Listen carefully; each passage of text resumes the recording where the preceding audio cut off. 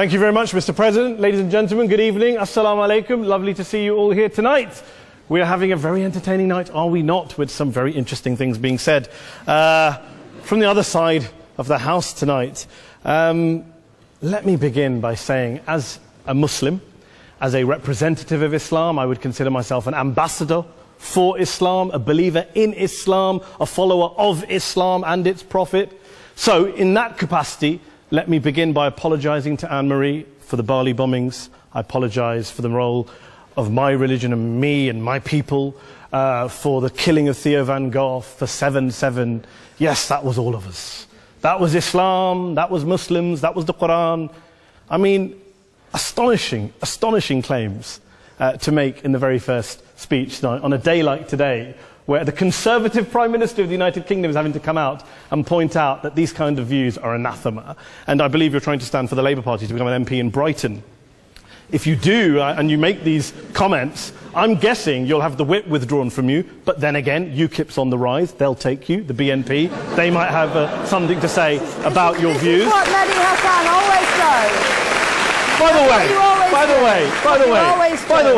way, just on a factual point, since we heard a lot about the second speaker, about how backward we Muslims all are, on a factual point, you said that Islam was born in Saudi Arabia. Islam was born in 610 AD. Saudi Arabia was born in 1932 AD. So you were only 1,322 years off. Not bad? Not bad start there.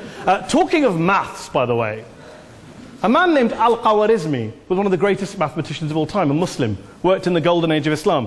He's the guy who came up with not just algebra, but algorithms. Without algorithms, you wouldn't have laptops. Without laptops, Daniel Johnson tonight wouldn't have been able to print out his speech in which he came to berate us Muslims for holding back the advance and intellectual achievements of the West, which all happened without any contribution from anyone else other than the Judeo-Christian people of Europe. In fact, Daniel David Levering, the author of the Pulitzer Prize-winning historian and author of The Golden Crucible, points out that there would be no Renaissance, there would be no Reformation in Europe without the role played by Ibn Sina and Ibn Rushd and some of the great Muslim theologians, philosophers, scientists in bringing Greek texts to Europe.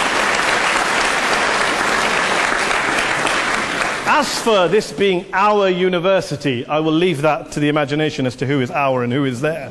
I studied here too. An astonishing set of speeches so far making this case tonight. A mixture of just cherry-picked quotes, facts and figures, self-serving, selective, a farrago of distortions, misrepresentations, misinterpretations, misquotations. Daniel talked about my article in the New Statesman, which got me a lot of flack, where I talked about the anti-Semitism that is prevalent in some parts of the Muslim community, which indeed it is. Of course, I didn't say in that piece that it was caused by the religion of Islam. In fact, modern anti-Semitism in the Middle East was imported from, finish the sentence, Christian, Judeo-Christian Europe, where I believe some certainly bad things happened to the Jewish people. In fact, Tom Friedman, Jewish-American columnist in the New York Times, told me in this very chamber last week that he believed, had Muslims been running Europe in the 1940s, 6 million extra Jews would still be alive today. So I'm not going to take lessons in anti-Semitism from someone who's here to defend the Judeo-Christian values of a continent that murdered 6 million Jews. Moving swiftly on. Yes. Absolutely. Well, I'm about to make that point. No, I'm about to make that point. You're right. I agree with you.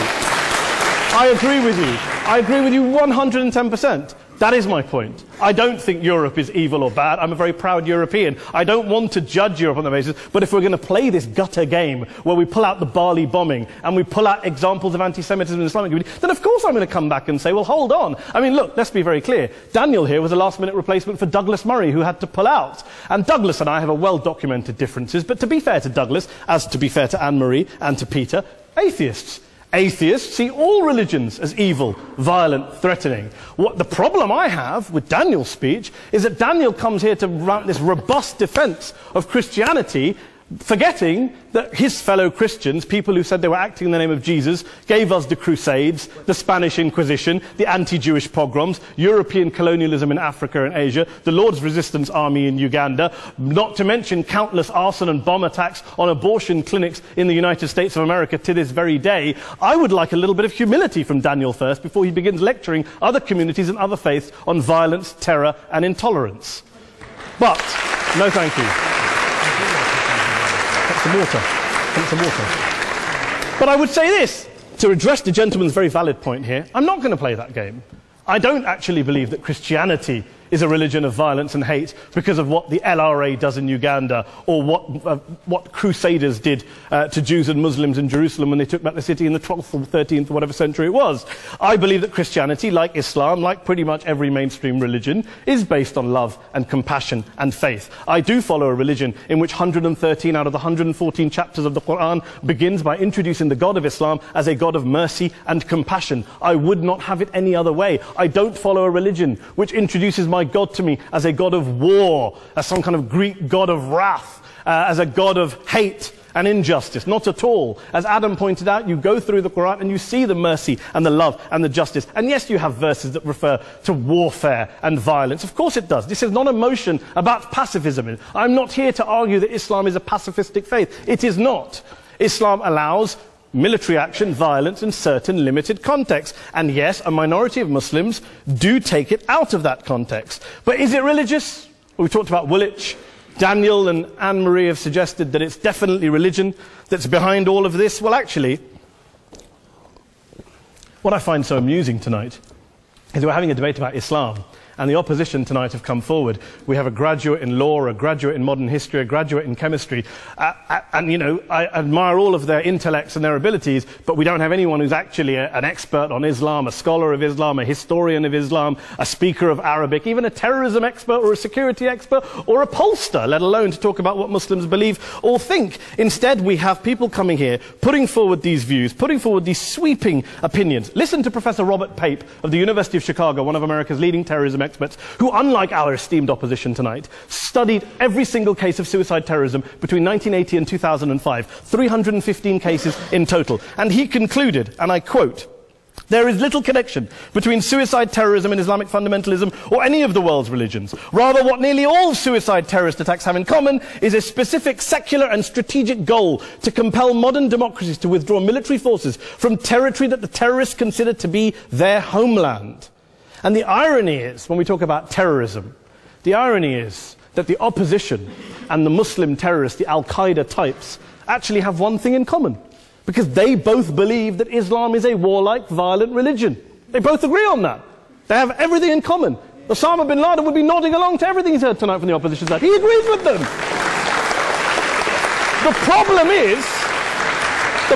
is that mainstream Muslims don't. The majority of Muslims around the world don't.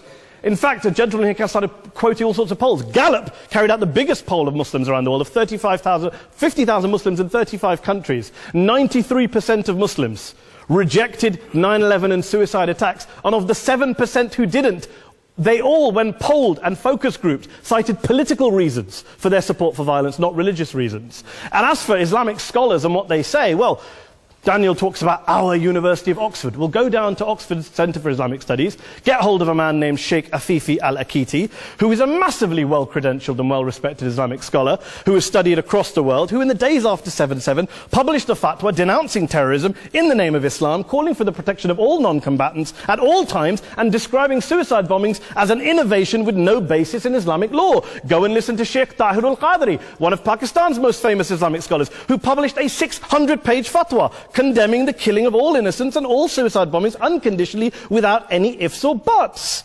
There's nothing new here. This is mainstream Islam, mainstream scholarship, which has said this for years. You don't go out and kill people willy-nilly in the high street or anywhere else, on a bus or a mall, based on verses of the Quran that you cherry-pick without any context, any understanding, any interpretation, or any commentary of Islam. Anne-Marie comes and scares us with her talk of Sharia law. I would like to see the book of Sharia law. It doesn't exist. People argue over what Sharia law is. And you empower the extremists by saying there is only one version. You empower them all. I don't believe you took any interruptions, Anne-Marie, so I think you should stay there for a moment. Here's what we're dealing with. Here's what we're dealing with. I took your point. Here we are dealing with a 1400-year-old global religion followed by 1.6 billion people in every corner of the world, a quarter of humanity, of all backgrounds, cultures, ethnicities. And yet the opposition tonight wants to generalize, stereotype, smear in order to desperately win this debate. And here's my question, if we're going to generalize and smear. If, okay, people say yesterday's bombers, and we've got to be careful, there's a trial going on, were yesterday's attackers, motivated by Islam? Big debate. I don't believe they were. Let's say they were. Let's say Faisal Shahzad, the Times Square bomber, was motivated by Islam. Let's assume, for sake of argument, that Richard Reeves, the shoe bomber, was motivated by Islam. If Islam is responsible for these killings, if Islam is what is motivating these people, and Islam is therefore not a religion of peace, a religion of war, then ask yourself this question: why aren't the rest of us doing it? Why is it such a tiny minority of Muslims are interpreting their religion in the way that the opposition claim they are? Let's assume there are 16,000 suicide bombers in the world. There aren't. Let's assume there are for the sake of argument. That's 0.001% of the Muslim population globally. What about the other 99.99% of Muslims who the opposition tonight either ignore or smear? The reality is that the rest of us aren't blowing ourselves up tonight. The reality is that the opposition came here tonight not worried about the fact that me and Adam might pull open our jackets and blow ourselves up tonight because we're followers of a warlike warrior religion which wants to take over Europe and Daniel's university. The issue is this. The issue is this. Unless the opposition can tell us tonight, and Peter Atkins is here, one of our great atheist intellectuals, can tell us tonight, can answer this question tonight: why don't the vast majority of Muslims around the world behave as violently and aggressively as a tiny minority of politically motivated extremists? Then they... Thank you very much for your time.